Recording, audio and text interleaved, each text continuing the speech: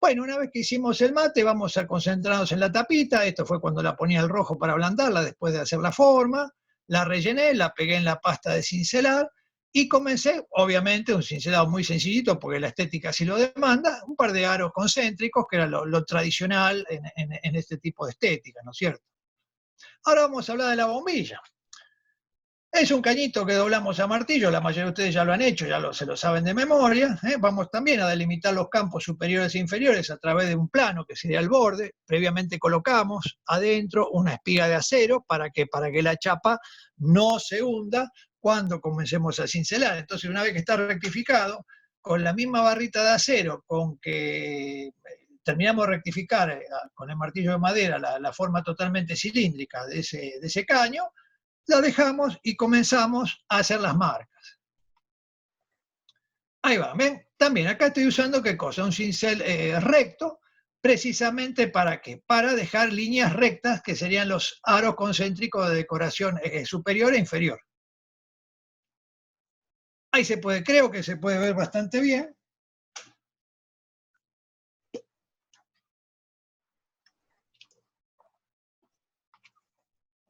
Y una vez que determiné un par de aros concéntricos hacia abajo, simplemente para terminar los campos de delimitar, me concentro en hacer la decoración, que no va a ser otra cosa que el tradicional cincelado, como se le llama en la platería criolla, el gallonado o estriado, que es como una especie de elíptica, de espiral. Entonces divido en 3 horizontales y 4 verticales, si quiero hacer 4 campos por 3, 12 campos, y luego uno cada extremo con el inferior siguiente.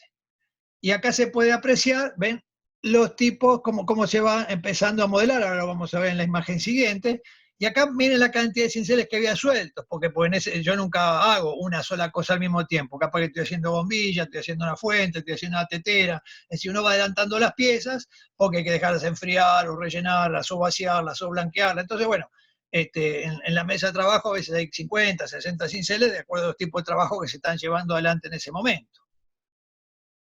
¿Ven? Acá se puede ver ya en una foto mejor, en un detalle mejor, un cincel trazado recto que está marcando esas diagonales, que por ser una forma cilíndrica va a dar la impresión de que no es otra cosa que una espiral, pero son líneas rectas diagonales. Y acá hago una segunda pasada, voy a volver la imagen atrás para que noten un detalle.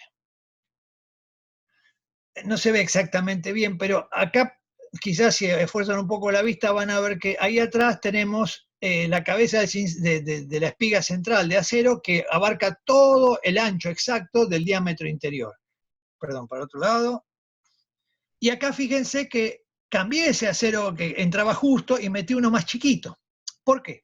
Porque el más chiquito me va a permitir que el cincel entre más adentro del cuerpo cilíndrico, porque si este fierrito fuese exactamente del diámetro interior exacto, el cincel no podría avanzar más allá del espesor de la chapa. En cambio, al ser más fino, el cincel puede ingresar porque adentro hay aire, ¿no es cierto? Entonces se va hundiendo con el consiguiente crecimiento de la parte que no es cincelada. Entonces nos va dando la imagen, la idea, la sensación, el efecto de que esa parte se pone más gorda, que crece, perdón, no, acá se acabó, y de esa manera logramos. Por supuesto, acá ya es una remarcada porque por el tipo de brillo se puede ver que yo cada uno de estos aritos, ven, acá se puede ver bien, acá se puede ver bien, yo los modelé con cinceles planos, para separar los espacios, para separar los volúmenes, y de esa manera tenga más sensación de más movimiento esa chapa, ¿no es cierto? Para eso son los cinceles planos, como ustedes ya saben. Una vez que nosotros logramos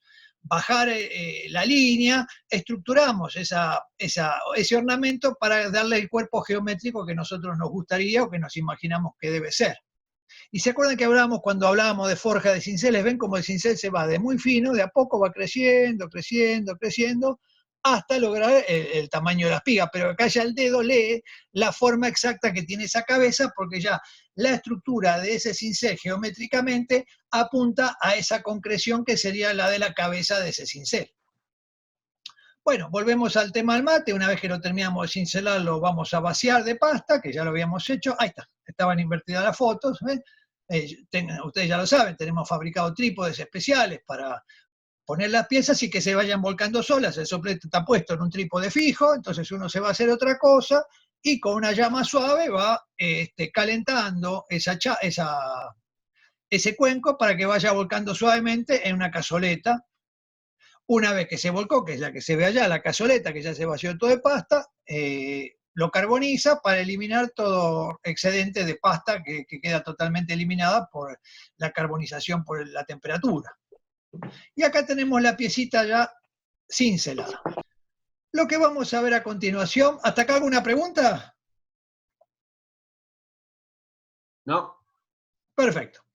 Entonces, vamos a seguir ahora otro tipo de piecita, un vernegal, un bowl. Esta es tradicional, una taza para agua, para recoger el agua de los cántaros. No lo podemos acordar porque era la época colonial, pero antiguamente se recogía el agua de lluvia por las canaletas que caían antiguamente eran tinajas de barro, y se levantaba con estos vernegales, así es el nombre técnico, que no es otra cosa que un cuenco, un bowl levemente acanalado. Este es otro similar, pero de mayor tamaño, y estos son los procesos de hechura. Acá tenemos casualmente dos tipos de trabajos que los vamos a hacer al mismo tiempo para que se entiendan algunas diferencias. Estos fueron hechos no a martillo, como podrán ver, sino por la técnica del torneado, que ya en otra clase nos vamos a referir específicamente a ella. Ahora ya las piezas están torneadas con la forma y totalmente pulidas. Pueden ver que están ya brilladas y todo, totalmente descostradas de qué cosa, de ese famoso óxido cúprico que habíamos hablado en la clase cuando hablábamos sobre técnica de temperatura, soldadura y todo eso, que oxida la pieza porque es el óxido de cobre a nivel atómico que sale a la superficie después de haber penetrado el oxígeno a alta velocidad y alta temperatura, que oxida los átomos de cobre saliendo a la superficie en forma de revestimiento. En este caso ya esa costra fue eliminada, porque si yo dejara la costra una vez que lo cincelo, después es imposible eliminarla a menos que borre el cincelado, porque hace falta pasar un esmerilado y un cepillado muy grueso. Entonces cuando queremos cincelar piezas que sean totalmente pulidas en su aspecto final, hay que descostrarlas, como se llama en el oficio, con esmeril y pulidora, y después sí cincelarlas. Bueno, como bien, es lo mismo que siempre, el proceso es el mismo. Se rellenan los cuencos con la pasta de cincelar. Una vez que está rellenado se deja reposar para que se enfríe. Y acá ya está el trabajo avanzado para ganar tiempo en esta conferencia, y pueden ver que primero utilizamos grandes cinceles rectos para hacer grandes tajos, para hacer grandes nervaduras inversas, y luego con otro cincel plano o híbrido plano recto, abrimos un poco esos gajos para que tenga una forma más suave, no tan marcada, y después con otro cincel que vamos a ver a continuación, vamos haciendo todo un ligero cincelado, un ligero texturado, que dé la gracia a esa parte. ¿Ven? Recuerden, acá está liso y acá está cincelado.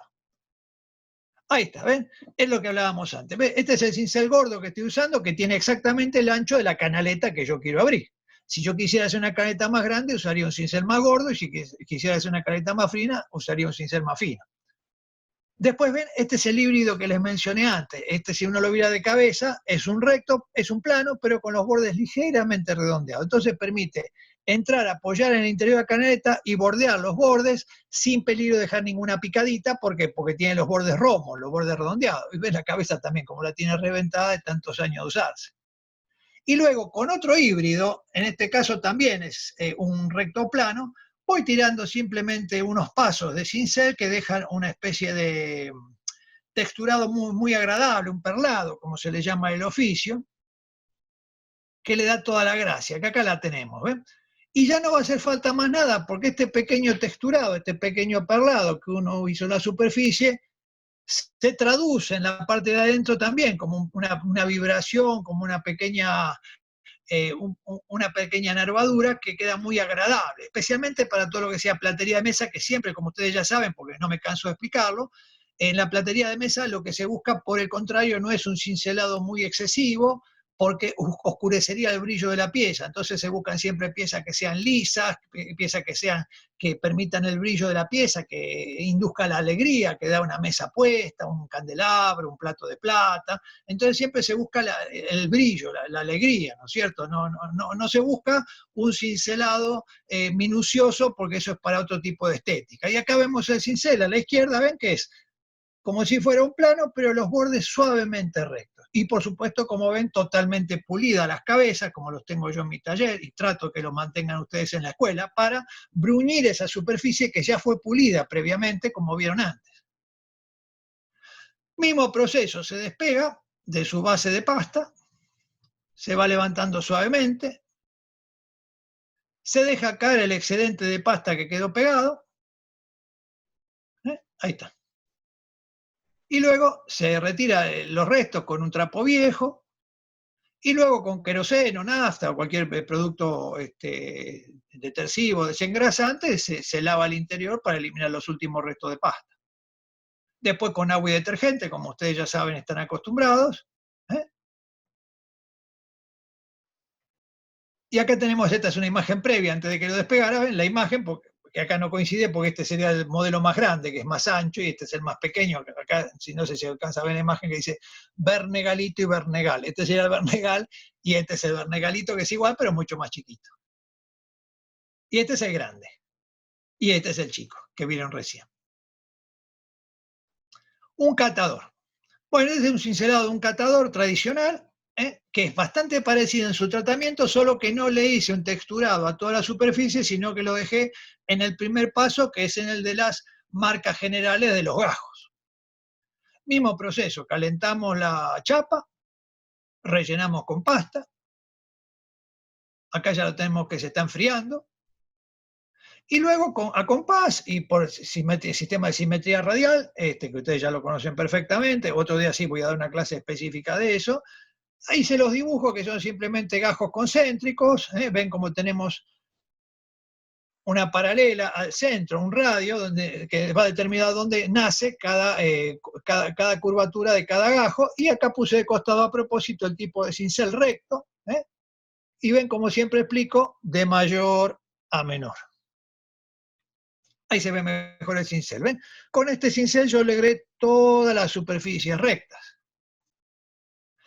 Una vez que logré la superficie recta, me olvidé, pero creo que está después, con un cincel uña, logré todas las superficies convexas o cóncavas, desde el punto de vista que se lo mire de las terminaciones de esos gajos. Y después, con un gran cincelote media bola y con un martillo muy pesadote, ven el cacho de martillo que tengo, voy embutiendo suavemente el centro para hacer un botón inverso, para que el brillo del metal refleje de otra manera y así el vino se trasluzca a través y por los reflejos de la luz a través del vino, el buen catador pueda apreciar las características de ese vino, ¿no? La transparencia, la vaselina, en fin, todas las características organolépticas que los catadores se dedican a investigar.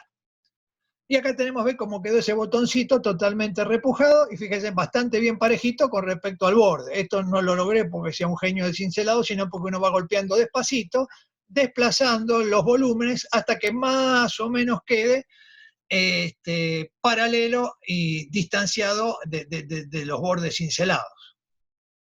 Luego simplemente lo levantamos, lo despegamos. ¿Ven? El humito, ustedes que saben, que cuando aparece el humo quiere decir que ya casi nos estamos pasando de temperatura y la pasta se va a empezar a carbonizar. Hay que parar antes de ese momento porque si no, la pasta se carboniza y cuesta mucho limpiarla después. ¿Ven? Ahí salió bien, se lava, y ahí tenemos el catador que ya le soldamos el asa correspondiente. Una jarra. Acá tenemos dos técnicas mixtas que las elegí a propósito porque para también dar incorporación al grabado a buril, que en este caso el grabado de las guardas de los ornamentos es a buril. La base, vamos a ir para atrás, ven la base muy sencillita, es una jarra de tipo española del siglo XVIII, muy tradicional, muy despojada como eran esas estéticas, y el plato totalmente liso, pulido a espejo. Entonces, cuando nosotros hacemos la base de la jarra, mismo trabajo. Una vez que está armada, rellenada, buscamos el punto central en la cúpula y vamos tirando paralelas, concéntricas, con nuestros compases para determinar las líneas de cincelado radiales que van a determinar los campos, si vamos a querer cincelados o no. Previo a eso nosotros, para darle más estructura, para darle más gracia a esa forma, con grandes cinceles planos, como pueden ver, grandes cinceles rectos, como pueden ver las marcas que hay acá y acá, fuimos embutiendo esa estructura para darle más gracia, para que tenga más plasticidad, que entre, que salga, que se acomode, y puede verse la ligera huella, la ligera impronta que va dejando el cincel a su paso, que una vez si quiere la saca o si quiere la deja para que quede como un leve temblor que le da hasta más gracia muchas veces. Vuelvo a marcar con el punto central, yo ya previamente había hecho bien las estructuras esas, entrando con, estos son los grandes cinceles gordos rectos que usé para hacer estas incisiones, una más grande, una canaleta más grande que la otra. Y luego que marqué bien, voy a hacer el mismo par de círculos concéntricos, o de que están acá arriba, para delimitar lo que va a ser el campo central. Y acá se puede ver que estoy usando, obviamente, como es una superficie curva, un trazo curvo, estoy usando un cincel uña. Ahí se puede ver bien cómo se va aplicando. Y entonces, al ser curvo el cincel del lado exterior, no deja una huella fantasma, como se le llama, un rayadito que sí se produciría si usáramos un cincel recto. En este caso, por ser curvada la uña, no nos deja esa huella fantasma, ¿no es cierto? Y por supuesto, como les enseño siempre, voy inclinando el cincel a mayor o a menor ángulo, de acuerdo hacia dónde quiero llevar esa línea, para que quede visualmente lo más redonda posible. También ven cómo están reventadas las cabezas de estas piezas, todas las que he hecho. Ahí se puede ver bien, ven, varias pasaditas y de a poco va ganando en profundidad, y acá sí se puede ver bien cómo la huella que dejó ese cincel recto para hacer esta hendidura, lo mismo que esta. Ven, acá a propósito agarré para mostrar el cincel que se usó para hacer esa hendidura de esa determinada de ese determinado ancho. Recuerden esa medida, ahora vamos a pasar a otra. ¿Ven? Mucho más gordo. ¿Ven? Vamos al anterior. Más fino, para un trazo más fino. Más gordo, para un trazo más gordo. Y fíjense que a pesar de lo gordo que es, también fue reventado con los años de trabajo. Y acá, por supuesto, agarré un martillo más pesado porque necesito darle más presión para que tenga una impronta mayor en la chapa. Luego, con un cincel plano de grandes dimensiones, aplano lo que va a ser la punta del basamento o la base, porque luego en ese plano se va a sentar el botón central, ¿no es cierto? Entonces, lo tengo que dejar totalmente aplanado. ¿Para qué? Para que luego la otra parte asiente en forma totalmente paralela y perpendicular al plano. Ahí lo tenemos, ¿ven? Quedó el plano superior totalmente logrado.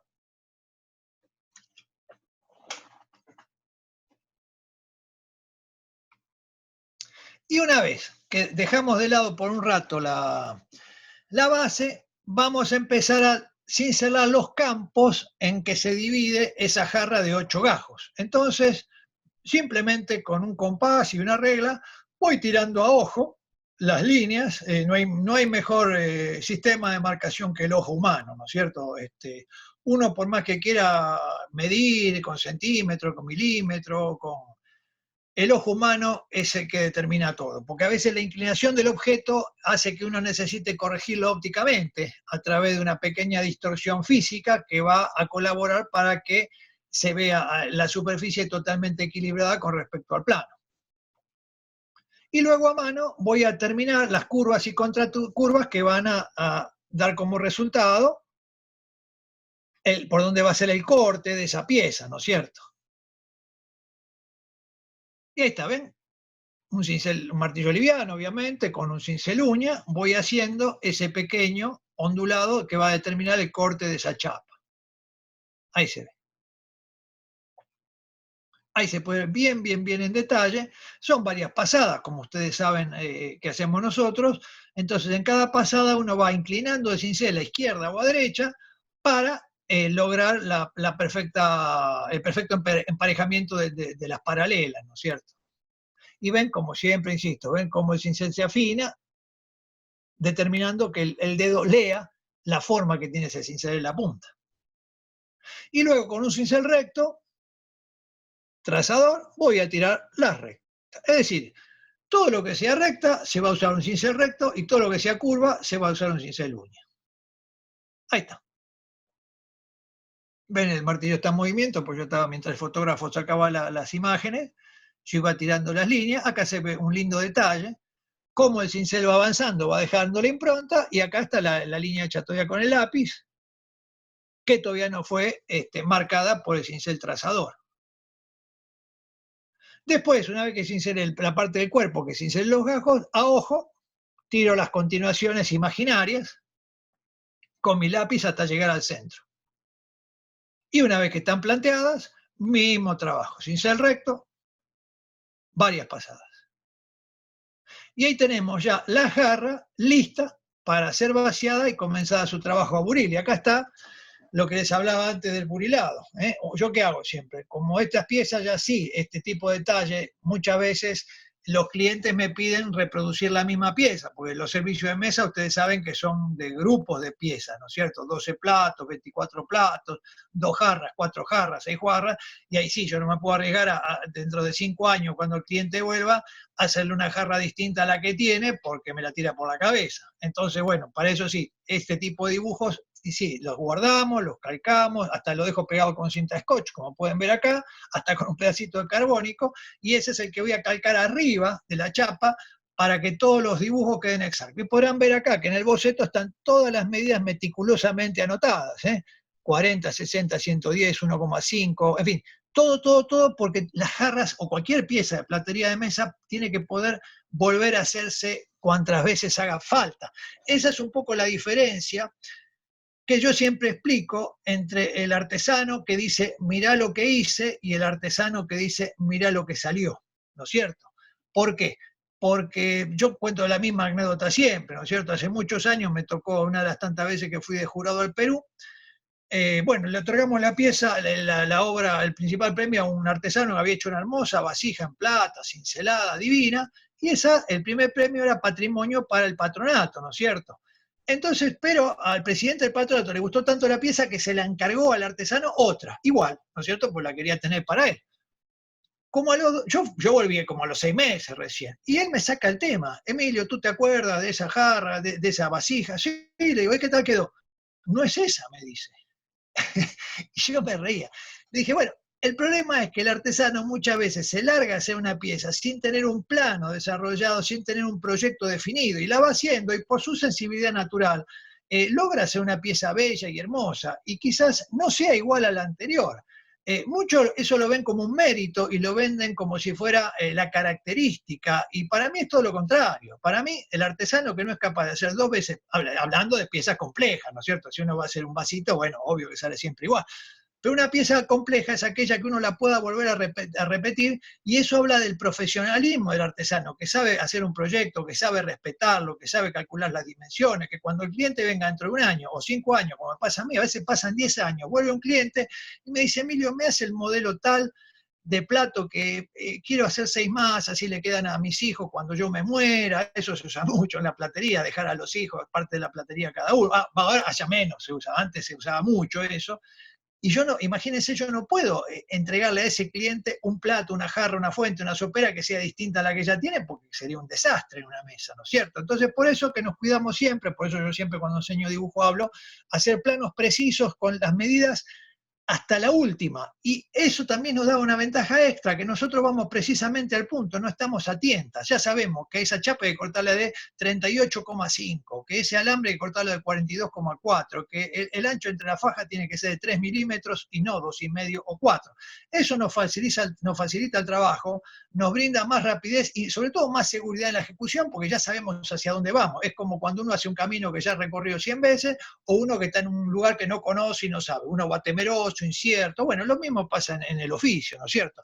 Es la diferencia entre saber hacia dónde va o ir un poco a ciegas. Y por eso siempre cuento esa anécdota, porque fue muy gráfica, y este hombre, cuando le conté mi teoría, se reía, me dice, tienes toda la razón, porque fue así. El tipo no le pudo hacer la misma pieza con la que había ganado el primer premio. Bueno, y esta fue la jarra ya, como vimos, ya terminada, con el grabado, la manija soldada y todo eso.